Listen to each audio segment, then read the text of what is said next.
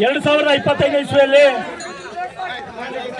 ಮಾನ್ಯ ಕರ್ನಾಟಕ ಸರ್ಕಾರ ನಮ್ಮ ಏನು ನಾಗಮೋಹನ್ ದಾಸರ ಏಕಸದಸ್ಯ ಆಯೋಗದ ವರದಿ ಹಿನ್ನೆಲೆ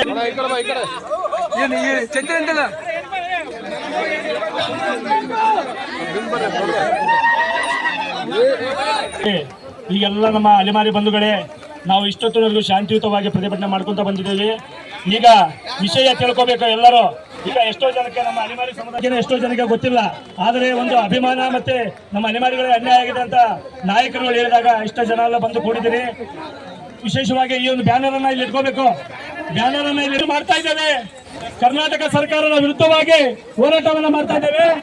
ಅದು ಯಾಕಪ್ಪ ಅಂದ್ರೆ ಕರ್ನಾಟಕ ಪರಿಶಿಷ್ಟ ಜಾತಿಗಳ ಒಳ ಮೀಸಲಾತಿಯಲ್ಲಿ ನಮಗೆ ಅನ್ಯಾಯವಾಗದಂದು ಪರಿಶಿಷ್ಟ ಜಾತಿಗಳ ಒಳ ಮೀಸಲಾತಿ ಸರ್ಕಾರದ ತೀರ್ಮಾನ ಕುರಿತು ಮಾನ್ಯ ಮುಖ್ಯಮಂತ್ರಿಗಳು ವಿಧಾನಸಭೆಯಲ್ಲಿ ನೀಡಿದ ಹೇಳಿಕೆ 20/8/2025 ಜಾತಿಯ ಒಳ ಮೀಸಲಾತಿ ಸಂಬಂಧಿಸಿದಂತೆ ಕರ್ನಾಟಕ ಘನ ಸರ್ಕಾರವು ನ್ಯಾಯಮೂರ್ತಿ ಡಾಕ್ಟರ್ ಎಚ್.ಎನ್. ನಾಗಮೋಹನ್ ದಾಸ್ ಏಕಸದಸ್ಯ ಆಯೋಗದ ವರದಿ ಹಿನ್ನೆಲೆಯಲ್ಲಿ ದಿನಾಂಕ 19/8/2025 ಮಾನ್ಯ ಮುಖ್ಯಮಂತ್ರಿಗಳು ವಿಧಾನಸಭೆಯಲ್ಲಿ ನೀಡಿದ ಹೇಳಿಕೆ ಪ್ರವರ್ಗ ಏರಲ್ಲಿ ಅನುಬಂಧಿತ 59 ಸೂಕ್ಷ್ಮ ಮತ್ತು ಅಲೆಮಾರಿ ಪರಿಶಿಷ್ಟ ಜಾತಿಗಳ ಸಮೂಹಕ್ಕೆ ಆಘಾತವನ್ನು ಉಂಟು ಮಾಡಿರುತ್ತದೆ.